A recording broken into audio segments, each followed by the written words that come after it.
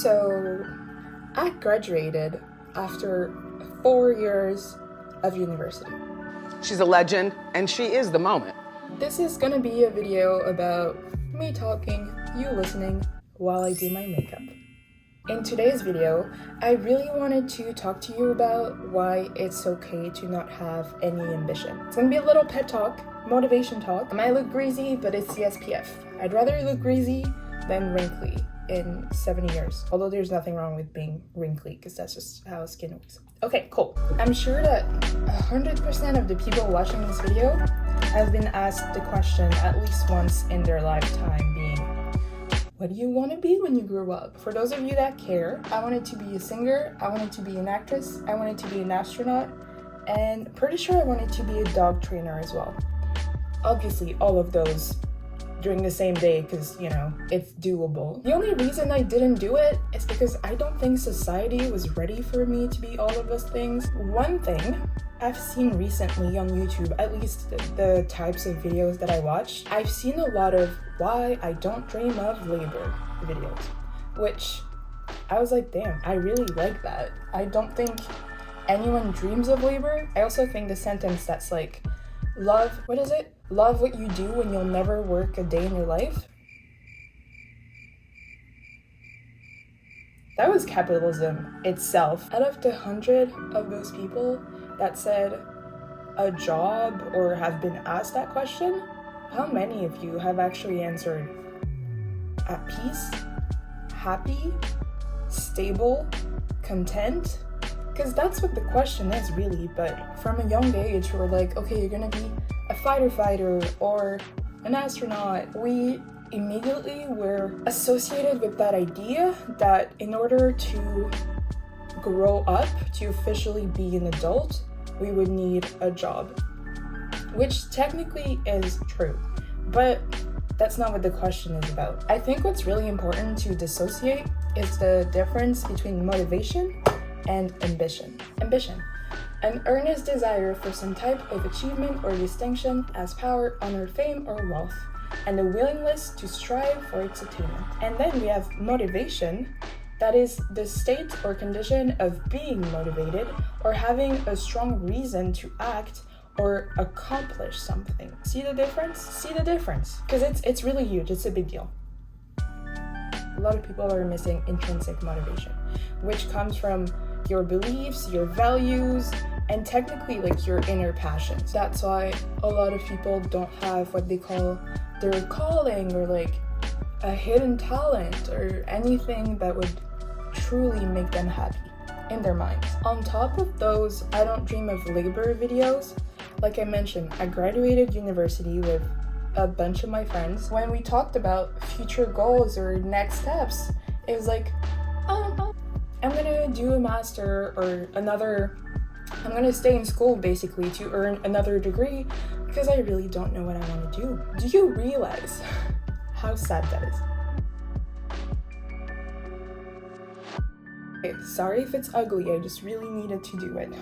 It's just that a lot of us just didn't feel, at least in my head, it seems that we're so scared of failure and of picking the wrong path that we'd rather reject a job that we're not sure will make us happy. I did the same. I didn't want to fail on the job market and have people tell me you're not experienced enough for like that job interview question. What are your hobbies? What are your interests?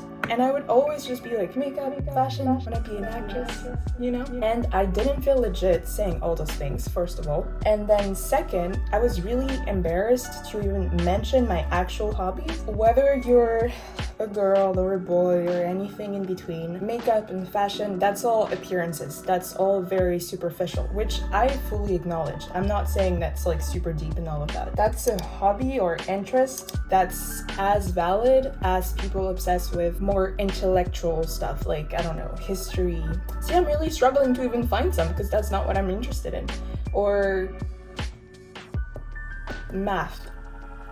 I don't know. I didn't feel like I was legit, but also I didn't feel like I deserved that happiness that it would bring me But also, I can't know that until I try. Like, what if I get into that industry and then I realize, ooh, it's not for me, and then at least I know I'm not dreaming about things that don't fit me or that I can't reach or that won't fit me, my personality, the way I work, that won't contribute to my happiness, basically. And then I realized people change.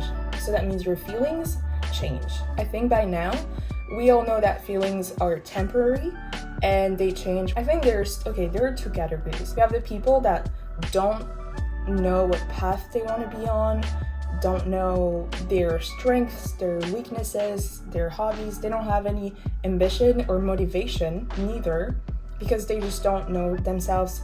Or I should say, actually, because they've never had the opportunity to know themselves. That's not something they teach you at school. Just like taxes. Oh my god, why don't we learn to do taxes? Then you have that other category of people that know they have a dream, they have a passion, they have something they're really good at, but they can't make money out of it. And I'm not gonna give you a BS entrepreneur speech of like, you should open your small business and then everything will be good. No. The people that succeed are lucky AF, and chances are you're not gonna get that lucky with small business or YouTube channel. I do believe that as long as you're passionate about something, it won't really feel like work, but that can be your selling argument, because what if it does? Being passionate doesn't mean you don't get tired or you don't get upset or you don't run into obstacles, whatever it is.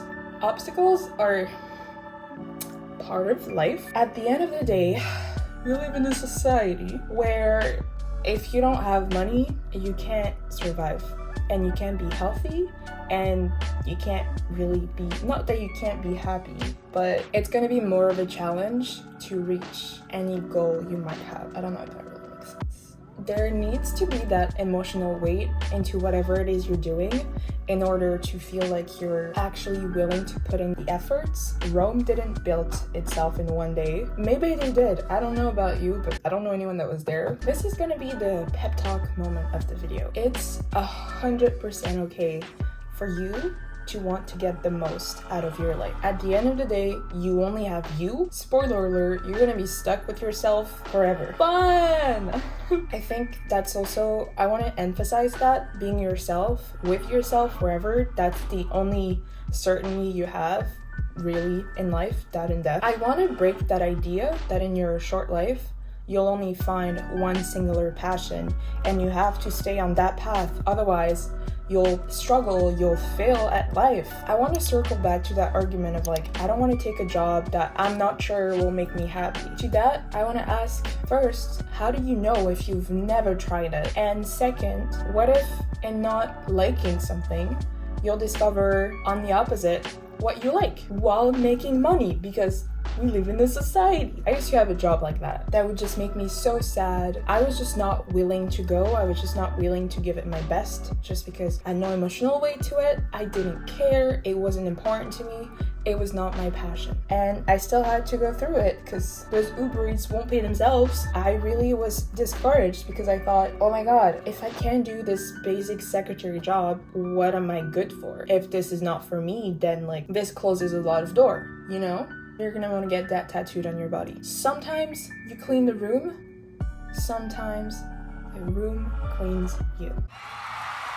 Hear me out. Stay, don't leave, don't click away, hear me out. What I tried to demonstrate with that story is that even though you don't feel like you're accomplishing much on your to-do list or like bucket list or whatever list you may have, I really want you to believe, to start believing, to start practicing and being okay with the idea that today there are at least 3 things. My French is coming out, I'm so sorry. Today, there are at least 3 things that you can do to make tomorrow feel better. Honestly, couldn't care less what it is. I'm just saying that it takes not even work. You gotta start believing in your abilities, bestie. You can do it. You're still here, so all the bad bleep that has happened in your life hasn't teared you down. It's so easy. I don't know why. Maybe I should make a video about this. I don't know why our brains focus on the negatives rather than the positives, but bish, you're still here. You might not be thriving, but you survived. That's I'm really proud of you. I know we are reaching an age where without money you can't live and it feels like everybody's succeeding. Another reminder that social media is fake. It feels like everybody is updating their LinkedIn profile, posting grad pictures to new jobs they got at that firm that like probably gives them minimum wage, let's be honest. And you're looking at that being like, I just want to help people. That's okay. You'll figure it out. You create yourself and your life by living. Again, that argument of like going to a job you don't like teaches you something that you don't like this type of job, or maybe that firm just was not for you. But it's all about self-experiment. You know, you can't know unless you've tried something because you lived it. You lived through it. That applies to jobs, to hobbies, whether you want to start pottery, whether you started painting and it turned out really bad. I've been there. It's all about self-discovery, and I don't want you to limit yourself with ambition just because you think you should be an astronaut and nothing else. If you know that's your calling, if you've done all the astronaut test, whatever it is you have to do to be an astronaut, if you've done that, you've succeeded. It fulfills you, it makes you happy. Bestie, go to the moon, and I'm talking literally. Send me a picture. But if you're too busy looking out for a passion and, you know, only focusing on that and only taking opportunities that might possibly fulfill the ambition that you think you have for yourself, you're gonna be missing out on a lot of things. Experiences. Think about all the stories that you tell to your friends, your family. I'm assuming 70 to 80% of them, look at me doing so many percentages. I'm guessing a whole lot of them are bad stories or a situation that started off as bad or just not planned, really, that came out to be good. That doesn't mean that all bad situations will turn out good. I'm just saying you can't know until you've taken that step. That's what I encourage you to do. Ooh, this is beautiful. I don't want to mess it up, but it's so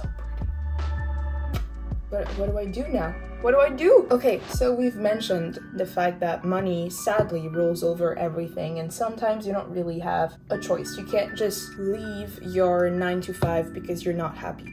I'm aware of that, but we have to remember that what you're supposed to do versus what you want to do is very elitist in the way people think about it, especially with jobs such as window cleaning, garbage man, all those jobs that were overlooked. And now, hopefully, thanks to the pandemic, a lot of people realize how actually important those jobs are. And just because you don't have an education, which by the way is a very bold assumption, but that's another debate.